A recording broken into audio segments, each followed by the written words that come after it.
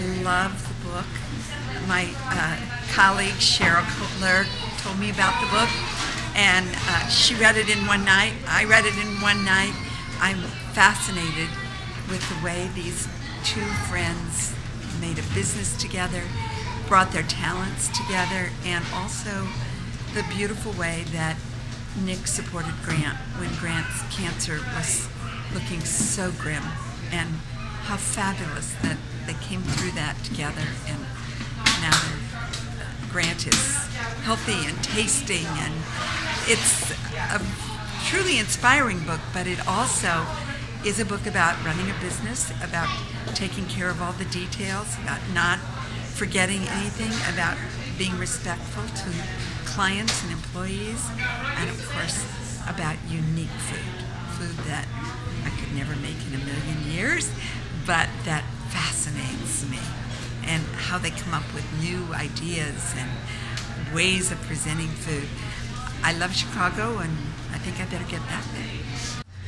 Thank you all for coming in the middle of the day. I'm Elaine Petrocelli, and on behalf of the entire Book Passage staff from both Corte Madera and the Ferry Building, we are thrilled you're here, that you took time out, and of course that Grant and Nick are here. And has anybody read the book already? Isn't it fabulous? I've never been a person, I have to admit something. I love good food, but I've never been a person who anyone would accuse of being a gourmet or a foodie, and I was so fascinated with this book. I was fascinated with the way every single dish was made.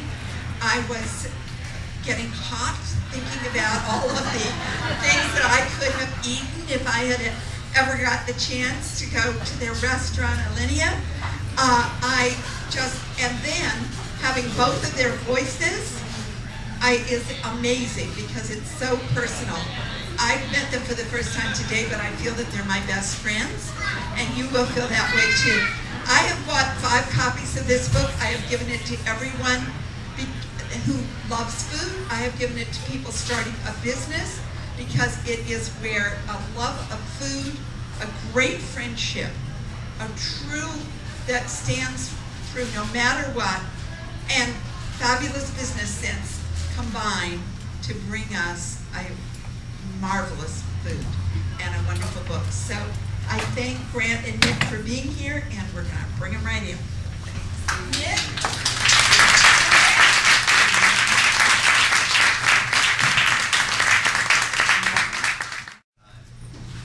It's very odd to Grant always has me do the reading, and yet it's in his voice. So it's not.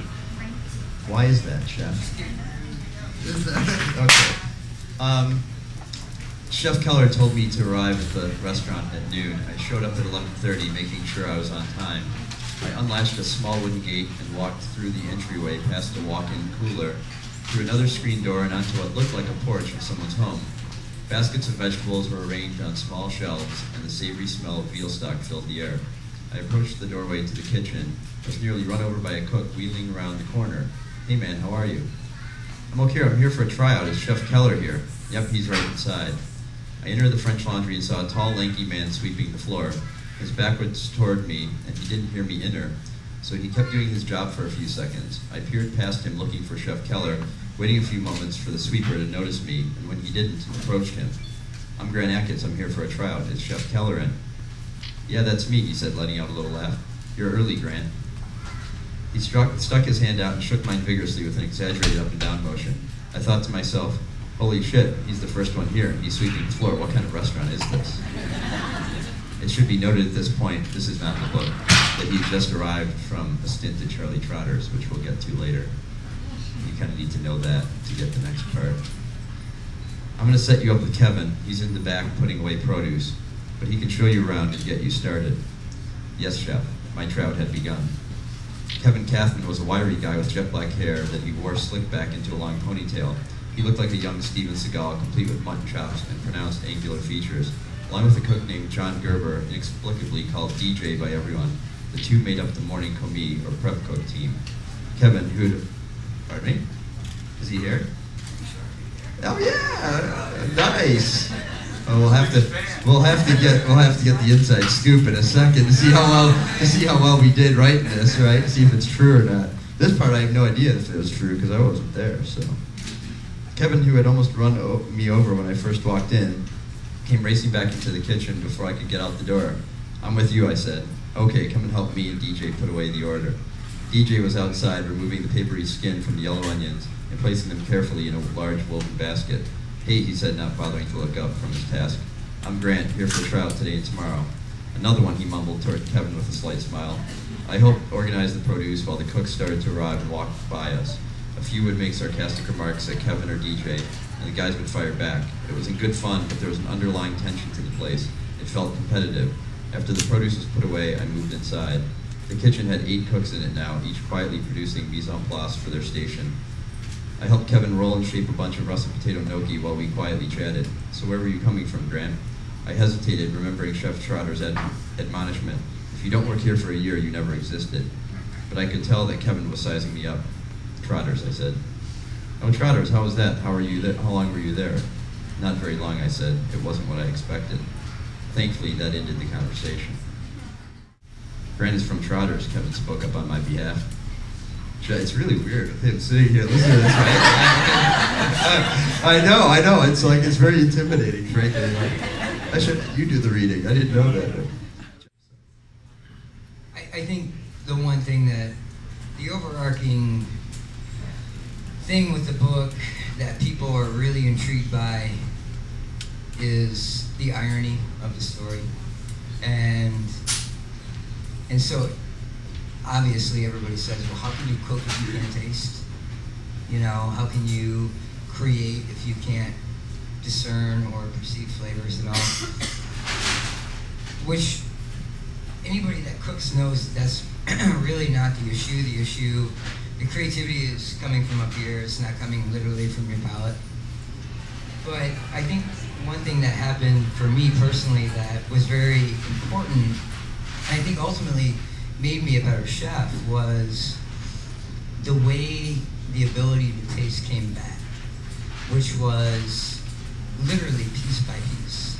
So when you're born, the only thing that an infant can perceive is sweet. And clearly the reason for that is so that they're drawn to the natural sweetness in breast milk. So they live.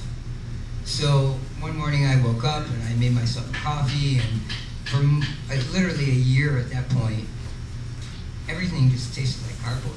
It was nothing.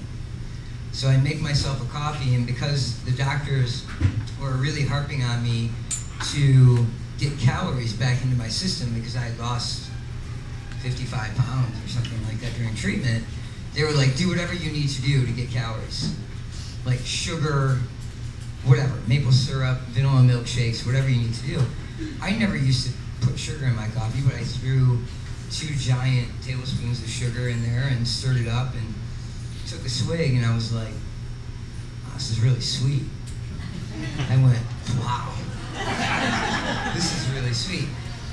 The interesting thing about that is when you're a newborn, you can't understand what's happening when you go from sweet to salty to bitter to acid. You're 3 months old. But when you're 33 and you've lived your whole life cooking, it's very moving. And so literally I tasted that sweet and I got really, really excited, because all through treatment they couldn't tell me if my taste was ever going to come back. They knew they had a really good shot at saving my life and a great shot at organ preservation, but they didn't know if I was ever going to be able to taste again.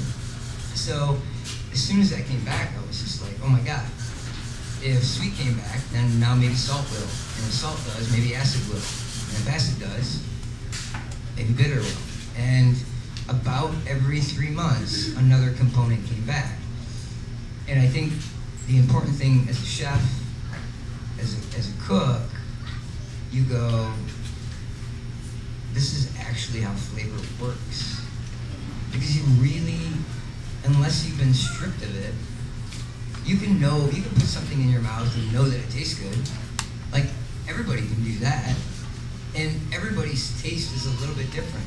So you might taste something and probably, undoubtedly, you're gonna think it tastes good. I'm gonna think it needs more salt. And that didn't come from cancer, that came from me liking salt.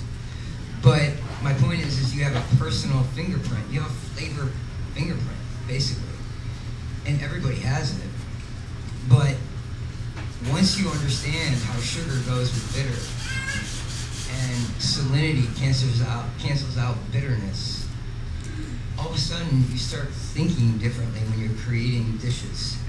You know, the flavor profiles come together a little bit differently. So I think that was the most important thing.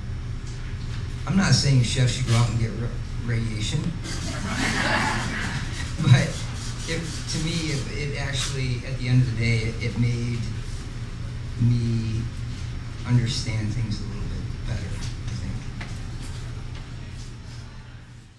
think. When you look at gastronomy and you look at society and how they intersect and what people's flavor perceptions of the era was. So back then, it was literally double cream, sunchokes, and hazelnuts that made the soup. There was no acid, no lemon, no vinegar, no nothing. And in fact, the recipe doesn't even call for salt. So I'm sitting there going, this tastes like, fill in the word there you want. Hold on. And so I was like, okay, it's our responsibility of chefs today, whether or not Escoffier called for salt or called for lemon or called for Banyuls vinegar, we need to add something to make this delicious. And by doing so, we altered the recipe. We used a liaison just like he called for, and all of a sudden it was just like this fatty cream bomb. To me, it didn't taste good. To him, it tasted French.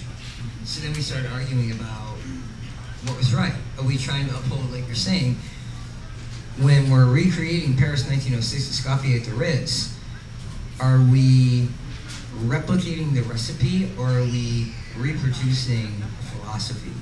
And to me, it was the philosophy.